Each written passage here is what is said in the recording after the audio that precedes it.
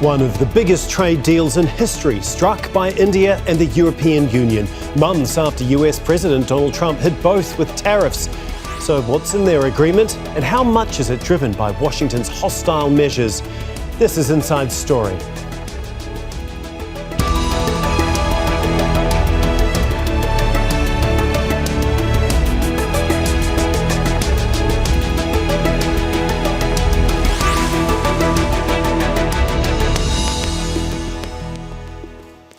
Hello, welcome to the programme. I'm Tom McRae. It's one of the biggest trade agreements ever forged, unveiled in a diplomatic fanfare by the Indian and EU leaders in New Delhi. The two sides have been in talks for about 20 years, managing to sign it just months after US President Donald Trump slapped tariffs on both. Now, Trump's self-professed love of tariffs is clearly not shared by either the EU or India. Their deal aims to slash or remove most levies currently in place. So what does this mean for the nearly 2 billion people in India and the EU, workers, businesses and consumers alike? And is this a sign of global trade realigning against trade hostility from Washington? We'll discuss this and much more with our guests shortly. But first, this report from Alexandra Byers. 20 years of negotiations culminating in this moment. India and the European Union agreeing to a landmark free trade deal. We did it. We delivered the mother of all deals. We are creating a market of 2 billion people.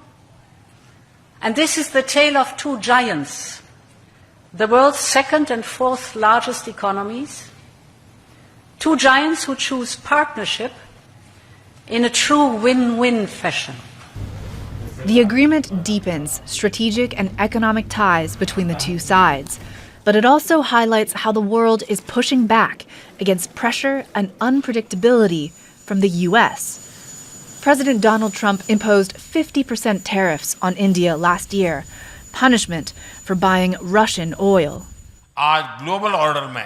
We are seeing a lot of turmoil today in the global order. At such a time, the partnership between India and the European Union will strengthen stability in international systems.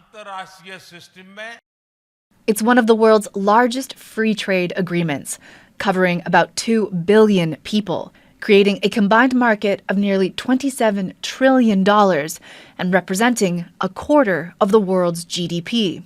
Under the deal, India will reduce or eliminate tariffs on nearly 97% of imports from the EU, in exchange for Brussels slashing duties on 99.5% of Indian goods over the course of 7 years. Among the biggest industries affected will be textiles, alcohol, automobiles, and pharmaceuticals. Dairy, sugar, beef, and poultry are not covered by the deal, avoiding potential opposition from strong farming lobbies on both sides. And they hope the agreement will grow their trade in goods from $136 billion last year to $200 billion by 2030. I think this deal will really be great for our Indian people, because any international deal that have been done so far have always benefited the core people of our country. So, I think America was so far called the powerhouse of everything, but now, Europe has also come into the picture, and I think it's going to benefit a great deal for our people too. Trump's trade strategy has all but halted U.S. trade talks with India and the U.S., and instead they've pivoted, building on relationships with other major economies. The EU has advanced deals with Indonesia, Japan, Mexico, and Switzerland, as well as South America's Mercosur bloc. At the same time, India has finalized pacts with New Zealand, the United Kingdom, and Oman. As for what's being called the mother of all deals, it still needs to be ratified by both sides, with hopes it will go into effect by the end of the year. And while that's not guaranteed, there's at least growing consensus around one thing. When it comes to trade, stability through resilience is the way forward. Alexandra Byers, Al Jazeera for Inside Story.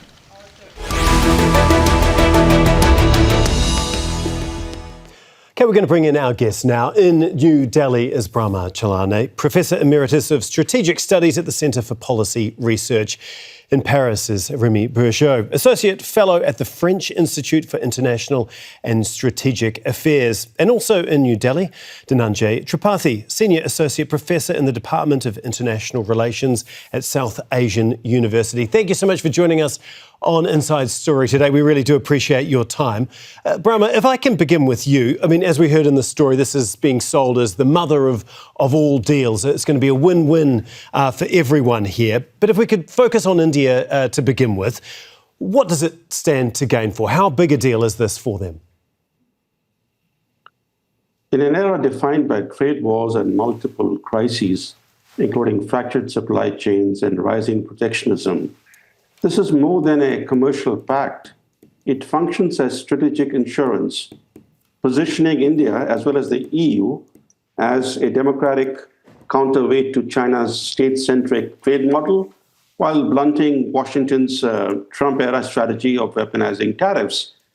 In that sense, I believe this FTA marks a historic pivot in global trade. For India, it reduces dependency on both the US and China. And I think for the EU, it secures a foothold in the world's fastest growing major economy, while helping Brussels to de-risk its supply chains. For the EU, India is no longer just a promising market. It is the primary alternative to China for manufacturing and supply chains.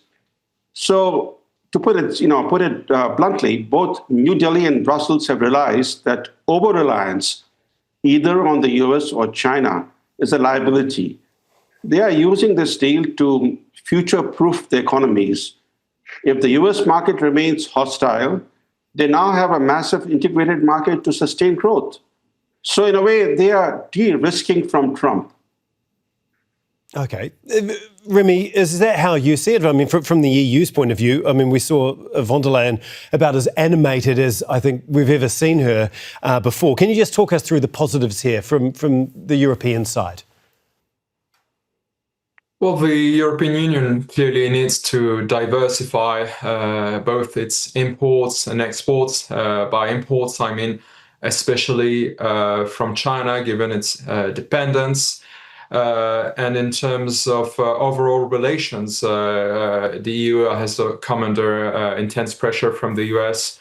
Obviously, the Western Bloc has broken up, as well as NATO, in the end, over several issues. So in terms of geopolitical relations, this is clearly a good step. On the economic front, the EU is facing a clear crisis of its industrial model. So this deal with India will allow Europe to find more market demand for its automobile industry, in particular, especially in Germany. So there are clearly some positives both on the geopolitical and economic front. However, I'm not sure it's really the end of the story, given especially these economic and industrial difficulties that Europe is facing at the moment, with in particular a surge of Chinese exports to Europe. So this proliferation of free trade deals with various countries and regions like India or Mercosur on the other side also raises issues. It clearly gives opportunities to existing industries that are facing crisis, like the automobile industry in Europe, but it can also damage the turn to a more qualitative model. Europe has clearly been stalling on the technological front in comparison with the US and also with China. So I'm quite skeptical of the overall logic of developing all these trade deals, although clearly the European leaders are rejoicing because it's a political signal given the major crisis they're facing with the United States at the moment and over the longer term. Yeah, we'll get into the message that I guess EU as well as India is wanting to send Donald Trump. And Dhananjay, with Trump slapping this 50% tariff on India. We'll get to him in a moment, but how important is the timing here for the Indian workers that have really been hit hard by those US tariffs? I think it's really important, particularly the kind of tariff that is imposed on India. And India is very upset by the fact that Trump has imposed additional tariff for buying the Russian oil, which has not gone well with the Indian community, with the government. And the reliability of India on US over the years has increased. And suddenly there is a kind of a surprise that came to the people of India, to the government. And in that context, India is looking for diversifying its relationship, both political and economic. And in that regard, this deal is certainly of political value and economic value as well. Economic value will definitely going to come at a later stage. It is going to be ratified and implementation will take another 2-3 years. But in the political terms, it has certain meaning. It has certain meaning because India is looking for more partnership, multi-alignment, and here the Europe is definitely one important region for India. And I hope that this deal or the start that we have done with the deal, this deal was discussed in last 20 years. And there was a lot of people in India who have lost their hope that this deal may not be able to see its final conclusion. But in last 6 months, something has changed. India has not only signed an FTA with EU, but with many other countries, including with New Zealand and UK last year. So something is going on in India. And India, there is a serious discussion on how to diversify or how to engage with other powers, because India right now, of course, there is a China challenge, but something which came from the US, very surprisingly. And in that context, this deal is absolutely relevant for India. And I would like to see it more from a geopolitical lens. Of course, there are geoeconomics in this, but geopolitics in this deal is very important. Brahma, we heard there that something is going on in India. What do you think it is? Why that strategic change at this point in time? I think India, for a long time, has been seeking to build diverse partnerships while seeking to underpin its strategic autonomy. India, under the present Prime Minister Modi, has been subtly tilting toward the West. So the developments since last year have come as a shock to the Indian foreign policy establishment, because nobody expected the US under Trump, because the first term of Trump was the golden era in US-India ties. In that era, in Trump's first term, the US-India relationship really took off. It was Trump who, in his first term, resurrected the Quad. The Quad had been dormant for about a decade. He revived it. He created this free and open Indo-Pacific strategy in his first term. In fact, in his very first year of his first term. And the relationship with India thrived. So nobody expected Trump's second term to result in the US-India relationship basically reaching a point where many people are describing it as probably the worst period in decades. So given that shock, India is clearly seeking to step up its efforts to build stronger and deeper partnerships with other major powers. The point is this, that if the US remains on the present path, and I think this is the message from the EU-India FTA, this FTA is a warning to the US that it faces potential isolation. If the US under Trump remains Fortress America and a global disruptor, it risks watching the most dynamic growth corridor of the 21st century. This is the India-EU corridor. This corridor will develop entirely outside its influence. This is the last thing that the US would want.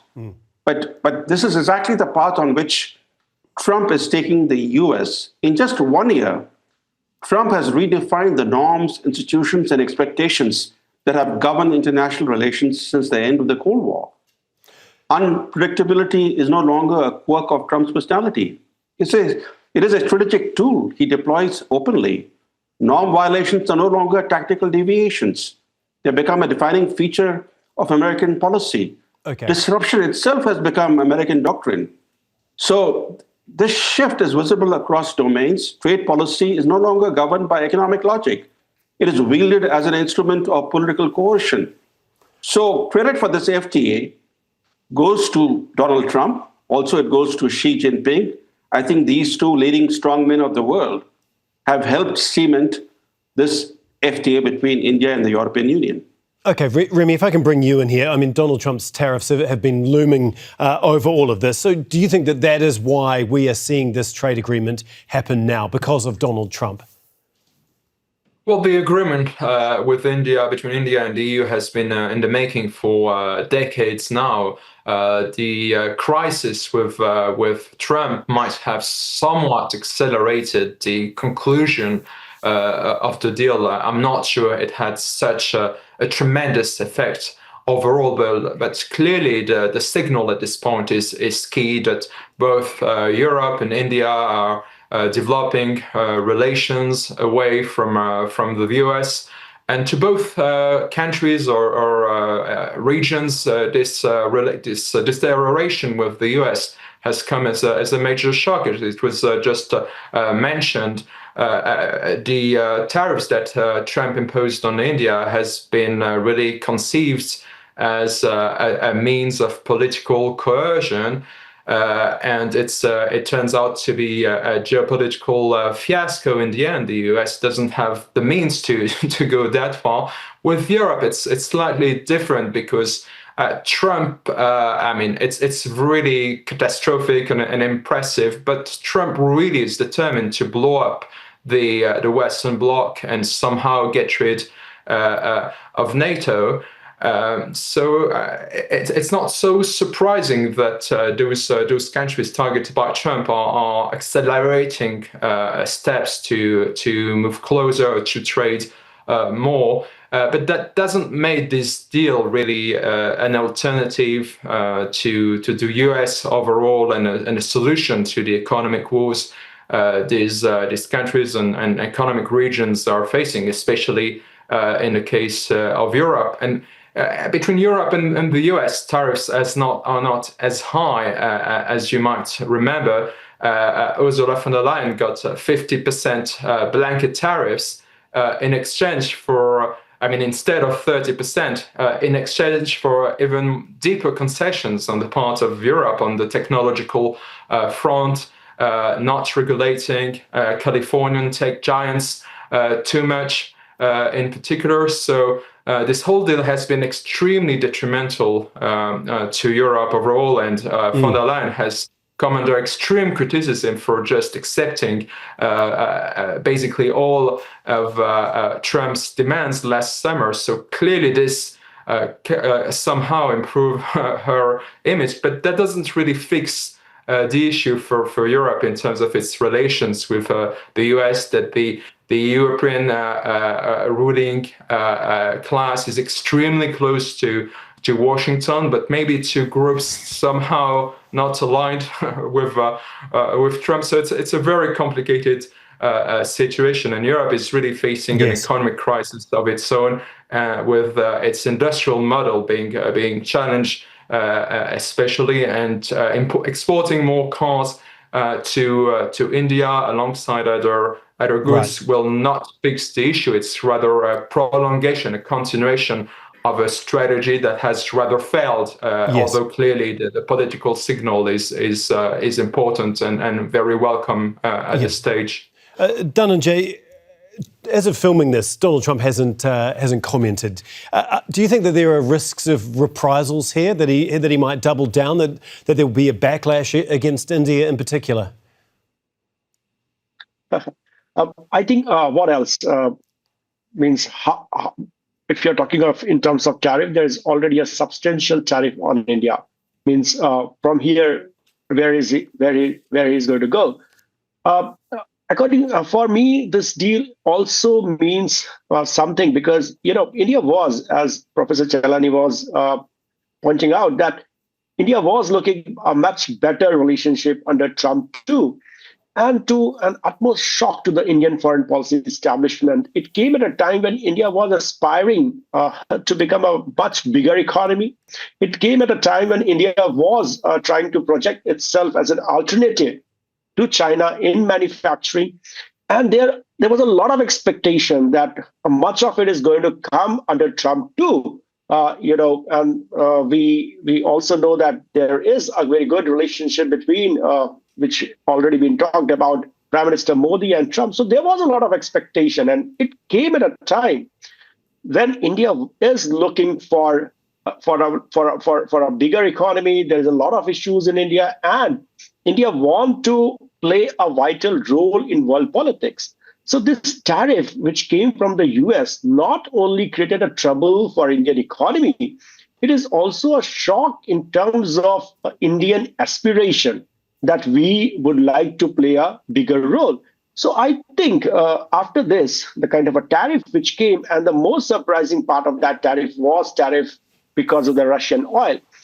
After that, there was a lot of rethinking in India going on right now, that how to really put ourselves in the international politics.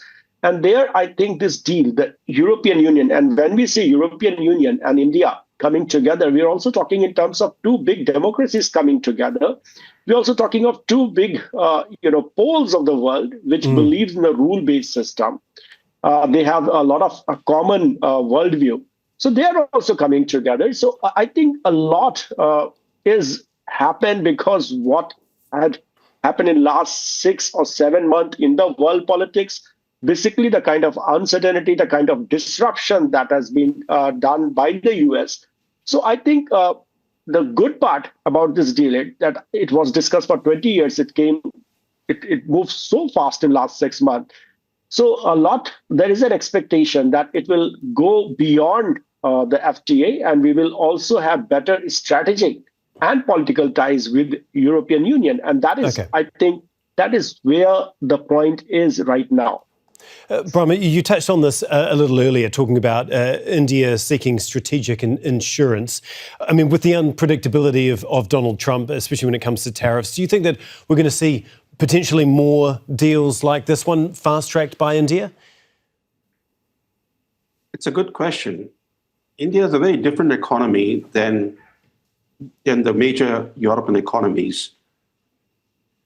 European Union as a bloc is heavily dependent on exports for growth. The EU was running out of major markets. Now it has tapped the last major market, the Indian market, a huge market of 1.4 billion people. India is the world's fastest growing major economy. But India is not an export-driven or an export-oriented economy. India imports far more than it exports. India relies on domestic consumption for its growth.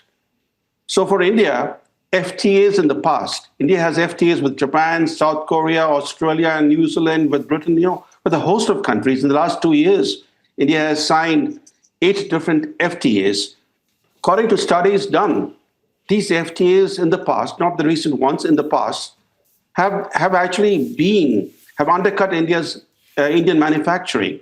So for FTA for India is certainly not a major economic boost, because India is a world by itself, relying on domestic consumption for its growth. But geopolitically, it sends a very powerful message. By signing this FTA with the EU, India has sent a major signal to the world and to the US that it will operate, if necessary, independent of Washington, and that it will seek to strengthen its strategic autonomy, including in partnership with the EU. The EU itself values its strategic autonomy, and I think the EU's own language of strategic autonomy in the past has remained abstract, but partnering with India operationalizes strategic autonomy for the EU. I think this is a win-win for both for EU and for India. The deal underscores India's status as the world's pivotal swing state. India is no longer merely rising. It is deciding by its partnerships and choices alike, what kind of world will rise with it. And the EU, for its part, through this deal, secures its economic future and proves it can still be a global rules setter despite the US hostility. And I think that's the real message. Okay, Remi, if I can get your thoughts on where you think the EU should actually be focusing, because would it be fair to say that you've been sceptical or even critical of some of these trade deals and I guess some of the rhetoric that the political leaders have been using to describe them as historic or, just major win-win situations. So what do you think that the EU should be doing aside from deals like this? Well, I think, first of all, the point that was just stressed, that India is a strong consumer market is really important. So it means the relationship between Europe and India won't be identical to the one between Europe and China. It will be very, very different, although India is also developing extremely fast and will somehow catch up with countries like China and developed economies. The main issue for Europe is to have a strategy, an economic strategy, and an industrial one. In particular, in terms of autonomy, strategic autonomy, let's be clear that Europe clearly has almost none at the moment towards the US. It's just starting to understand that things have gone really too far, and it's clearly too visible even for every citizen, seeing the attacks on the part of Trump and the unbelievable claims over Greenland, among others. This is a breaking point, but we shouldn't underestimate the depth of the relationship between Europe and the United States, and Europe's dependence on the US, especially in strategic terms. What has been somehow new over the past 20 years, and which has really strengthened the past decade, is Europe's industrial dependence on the US on all technological fronts. Thinking, of course, of Californian tech giants, anything related to electronics and AI these days. So what Europe needs is really to develop its own strategy to fix its educational crisis, to redevelop its industrial networks. And since we're mentioning geopolitical issues, yes, the failure over the Ukraine war clearly also comes from a lack of industrial capacity in the West, both in Europe and in the US. So it's really should act as a wake-up call to re-industrialize, and any trade deal in the end should also be seen in that perspective. Thank you so much. Unfortunately, we've run out of time, but we really do appreciate all your insights, Brahma, Remi and Dhananjay. Thanks for joining us today on Inside Story. And thank you too for watching. You can see the program again anytime by visiting our website. That's aljazeera.com. For further discussion, go to our Facebook page. That's facebook.com/AJ Inside Story. You can also join the conversation on X. Our handle is @AJ Inside Story. For me, Tom McRae, and the entire team here in Doha, goodbye for now.